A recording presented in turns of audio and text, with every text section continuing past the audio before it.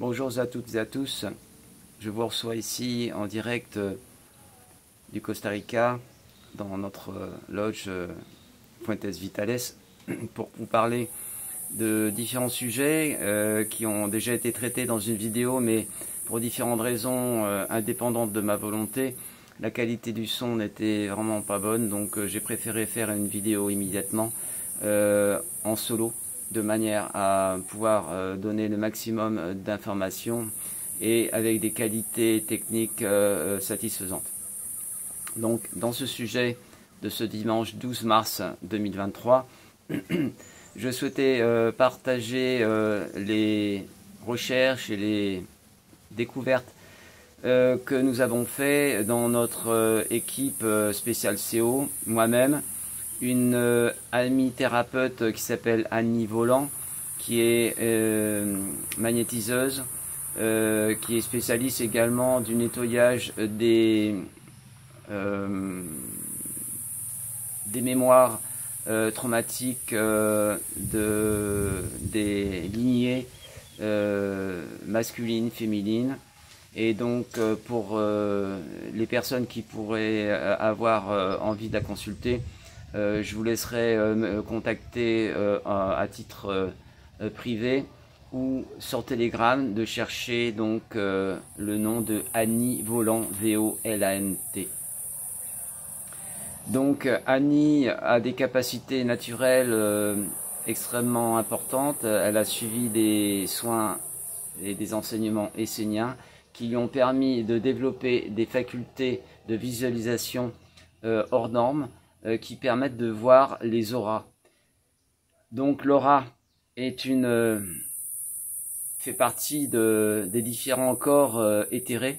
Et donc, lorsque elle a fait depuis quelques semaines des soins pour des personnes qui avaient reçu la soupe à 2 ou 3 reprises, elle s'est aperçue que dans les corps éthérés, donc dans un domaine non visuel pour la plupart des gens, il y avait des sortes de parasites de couleur vert fluo qui ont été représentés avec des photos personnelles et qui donnent une image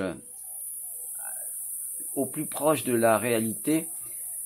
Alors Annie m'a expliqué que ces fameuses bestioles qui ressemblent à des chenilles vert fluo proviennent d'un espace hors de notre domaine, de notre monde de la Terre, et ce sont les personnes qui ont reçu de la soupe à plusieurs reprises qui sont en fait contaminées.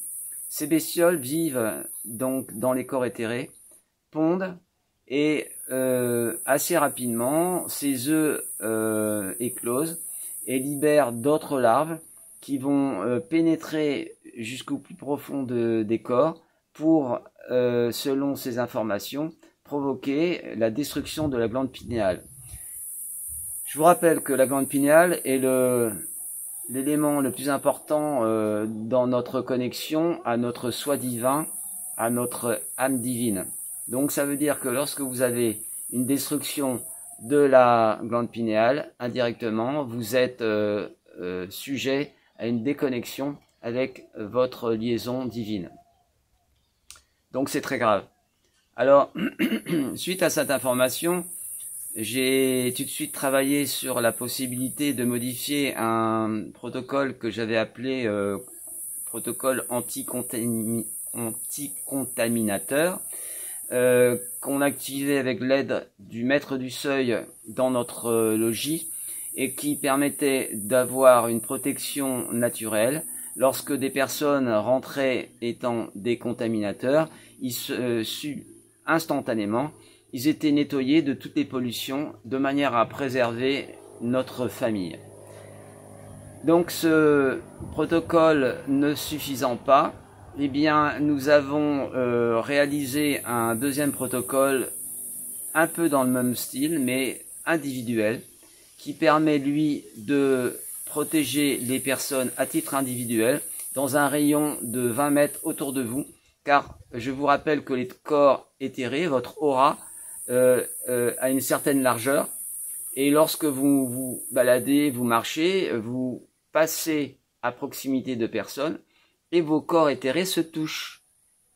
Et cette proximité peut avoir des dommages, car ces fameuses bestioles éthérées de couleur verte, ces parasites, peuvent passer d'une personne à une autre, d'une personne contaminée ou contaminateur, et une personne saine peut se retrouver contaminée par ces fameuses bestioles. Or, c'est très grave, car les gens qui ont refusé la soupe bec et ongles n'ont pas envie d'être pollués de manière anormale par encore d'autres saloperies.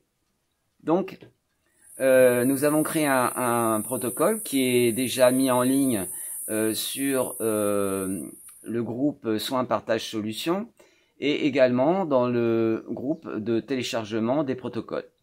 Je vous invite à en prendre connaissance, à les activer pour vous, pour vos enfants, pour votre famille, autant faire que se peut, car c'est vraiment important de prendre conscience que notre sécurité sanitaire ne regarde que nous, et si vous ne faites rien pour vous, c'est pas les autres qui vont le faire. Donc ça, c'était le sujet phare de cette émission, de ces bestioles énergétiques, qui, je rappelle, ne sont pas visibles en termes de visualisation pour la plupart des humains, mais pour pouvoir voir comme à niveau volant ces choses, il faut avoir des modules spécifiques au niveau de notre organisme qui soient débloqués par des êtres de lumière que nous appelons les frères des étoiles. Les frères des étoiles sont au-dessus des guides de lumière et œuvrent de manière très positive pour notre sécurité et notre bien-être. Donc, ça c'est le premier sujet. Le deuxième sujet portait sur des personnes qui m'ont sollicité pour traiter un problème de cellule C. Et il s'est avéré que après mon travail, je ne trouvais plus aucune contamination de ces cellules C. Or, lors d'une deuxième biopsie, le rapport a été quand même validé comme ayant découvert des cellules C, et ça m'a fortement interpellé. La deuxième personne à qui j'ai eu affaire m'a donné également un deuxième rapport qui s'est avéré un peu dans le même style, et suite à cela, j'ai fait une recherche et j'ai demandé si la qualité de ce diagnostic était fiable. On m'a dit que non. J'ai demandé le niveau de vérité qui était entre 25 et 50 sur 1000.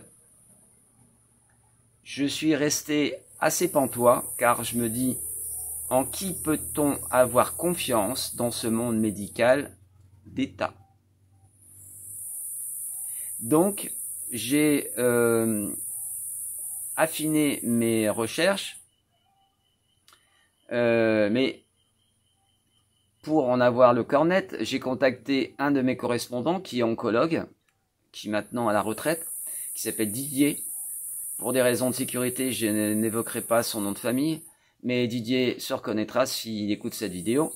Et il m'a confirmé, je lui avais posé une question, je lui ai demandé, est-il légitime d'utiliser un PET scan pour avoir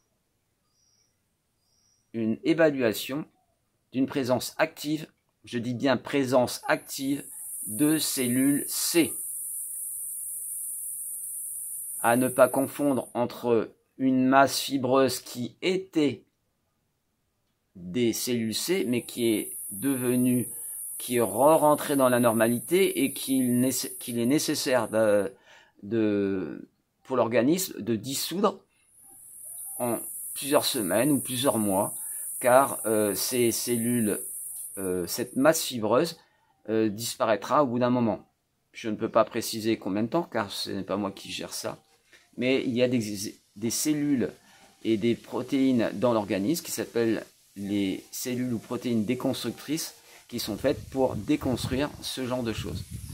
Or, il s'avère que donc cet ami Didier a confirmé que le PET scan n'avait aucune légitimité pour déceler des cellules C. Or, pourtant, le secteur médical utilise à grande échelle ce système pour déceler des cellules C. Donc, je m'interpelle grandement.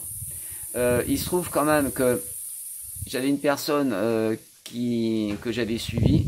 J'avais la conviction, l'intime conviction de la qualité de mes soins.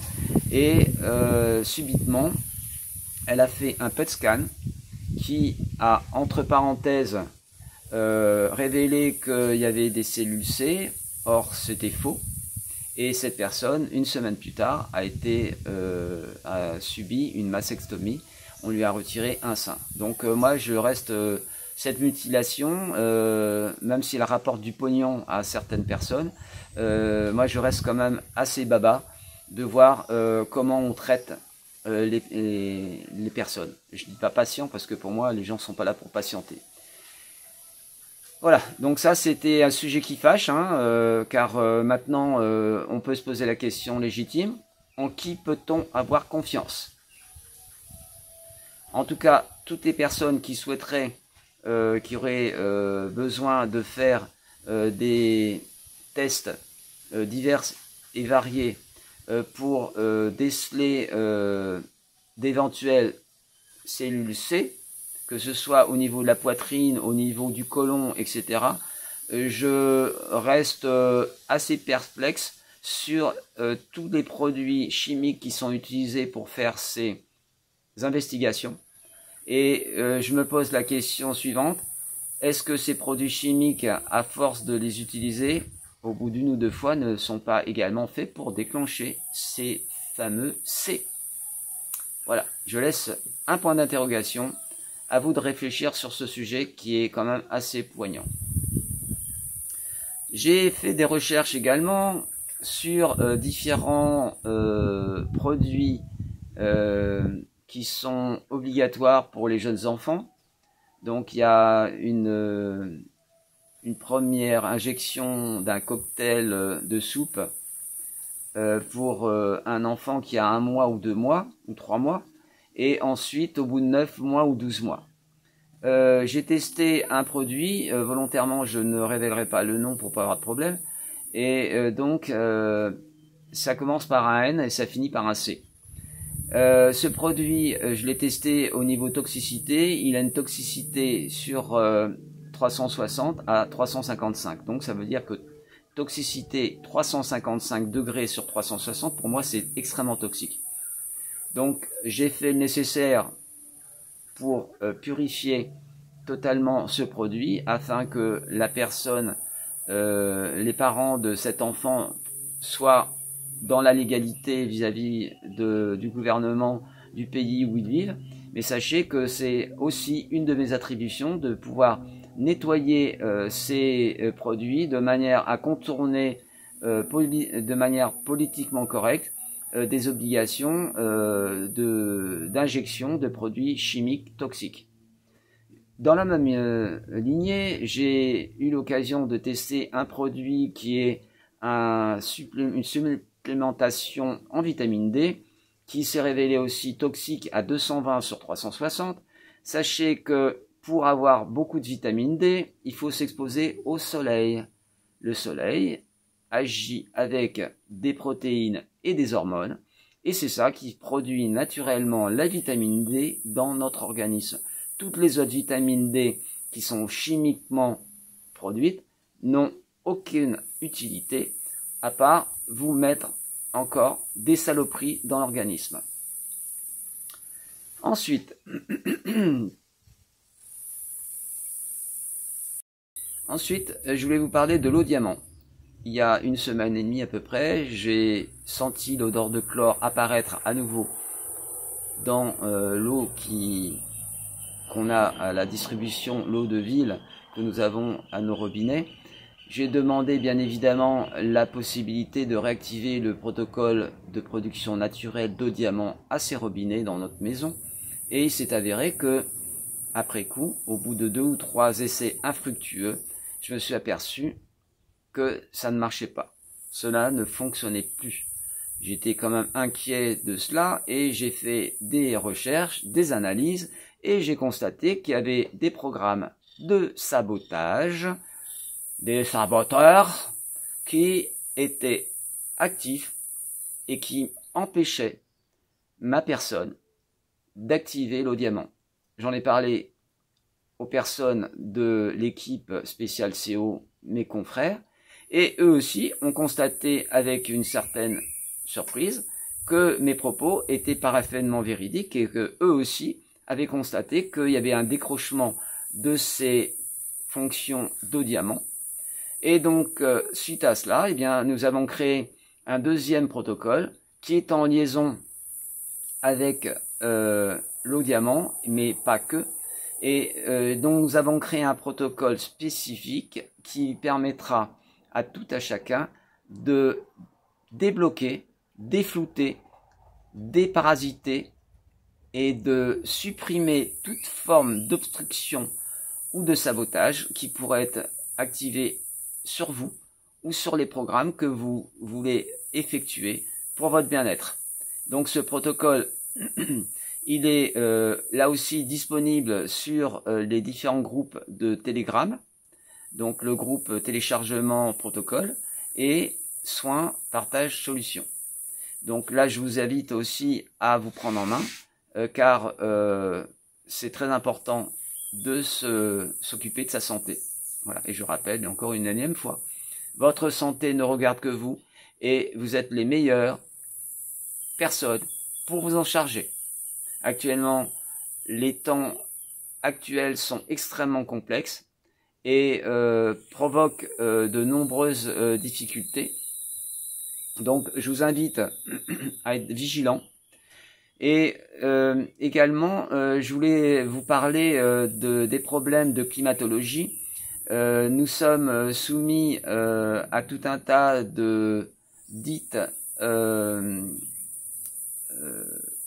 données scientifiques nous mettant en évidence qu'il y a un réchauffement climatique. Or, je pense qu'au Costa Rica, nous n'avons jamais eu aussi froid la nuit, même en plein été.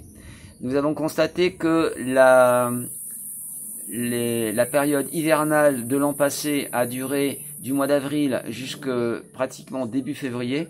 Et là, nous sommes arrivés au bientôt 15 mars.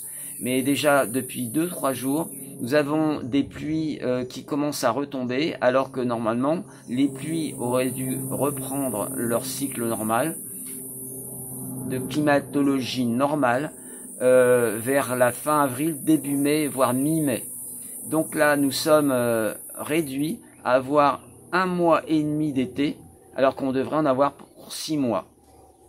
Je suis quand même assez furax par rapport à cela, car toute cette quantité d'eau qui tombe sans discontinuer, qui tombait l'an passé, provoque de nombreux dégâts. Ici, dans la finca, nous avons une dizaine de manguiers. Or, le manguier commence à produire ses fleurs vers la mi-décembre et les fleurs sont fécondées et produisent des mangues. Mais pour que les fleurs survivent, il faut aucune chute d'eau. Or, cette année, une fois de plus, il y a eu des quantités d'eau incroyables qui sont tombées au moment des floraisons des manguiers, au moment de la floraison des avocatiers, ce qui veut dire que si on a une dizaine d'avocats cette année, ce sera largement un grand maximum. Les mangues, il n'y en a aucune. J'ai aperçu il y a quelques jours que des nouvelles inflorescences de fleurs de manguier étaient apparues et il se trouve qu'avec les 2 ou 3 chutes d'eau que nous avons eues ces derniers jours, eh bien là aussi c'est 0.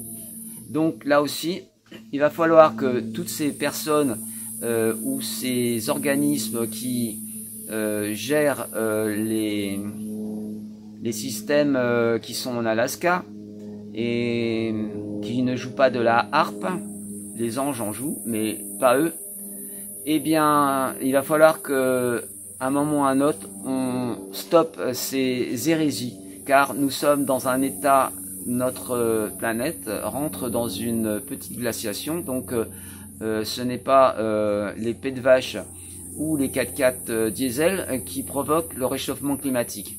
Mais par contre, je pense que la connerie de certains, vu à quelle hauteur elle est présente, pourrait peut-être réchauffer l'atmosphère malheureusement.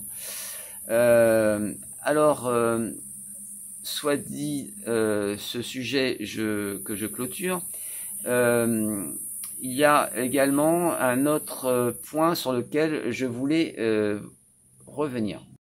Je voulais vous rappeler que l'an passé, j'ai mis en place différents protocoles, dont un qui est extrêmement intéressant, qui est la production naturelle de vitamine C par vos cellules hépatiques.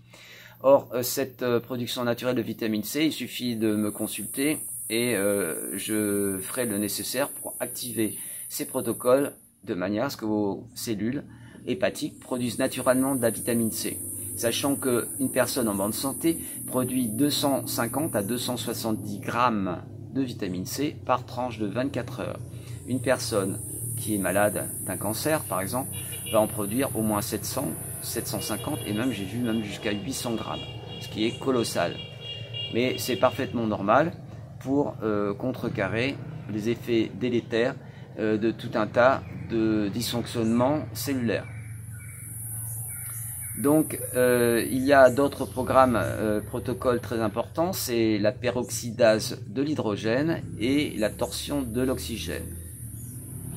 En ce qui concerne le protocole cétose ou cétose plus, qui reste expérimental, pour le moment, je n'ai pas la possibilité de continuer à faire mes investigations pour différentes raisons personnelles, mais dès que je serai un peu plus libre de mon temps, je compte bien continuer mes investigations sur cette peroxydase, qui est une utilisation des graisses dans le fonctionnement biologique et qui, théoriquement, devrait provoquer une diminution des matières graisseuses dans l'organisme. J'ai eu quelques retours à ce sujet, mais pour le moment, je répète, ce protocole est toujours en évaluation et expérimentation. En ce qui concerne les soins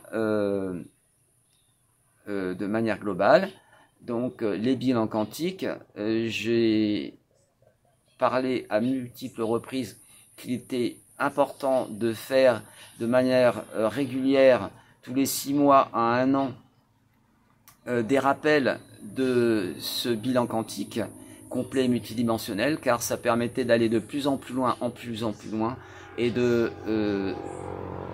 vous préparer de manière beaucoup plus efficace à cette transformation biologique et de l'ADN pour passer dans la 5e dimension. Donc, je vous rappelle que je suis à votre écoute pour vous pour provoquer et activer ces protocoles de plus en plus profonds et de plus en plus loin. Il y a certaines personnes qui récemment m'ont sollicité pour l'activation à 2 ou 3 reprises de ces protocoles de bilan quantique multidimensionnel, et ce qui m'ont permis ensuite de faire ce qu'on appelle le bilan quantique 6D. Le bilan quantique 6D ne peut être effectué que pour des personnes qui ont atteint un niveau vibratoire d'au moins 1 million, et une fois que ces personnes ont reçu cet aménagement particulier, les niveaux de conscience montent à un niveau mais qui est inimaginable, et les taux vibratoires également. J'ai pu constater des personnes qui avaient des taux vibratoires qui atteignaient 8 à 10, voire 15 millions d'unités bovis. Voilà. Je pense avoir fait le tour aujourd'hui des sujets que je voulais évoquer, et donc j'espère que la qualité de cette vidéo sera largement au-delà de celle que vous avez pu avoir ce matin. Je vous remercie de votre attention, je suis à votre écoute pour répondre à vos questions. Merci d'être là, et j'espère que dans le futur, les énergies vont s'alléger, car actuellement cette planète est quand même soumise à de rudes expériences. Et il me paraît utile de se rester centré et surtout de prendre soin de vous. Merci pour votre présence, merci pour vos conseils, merci pour vos congratulations également. À tout bientôt, au revoir.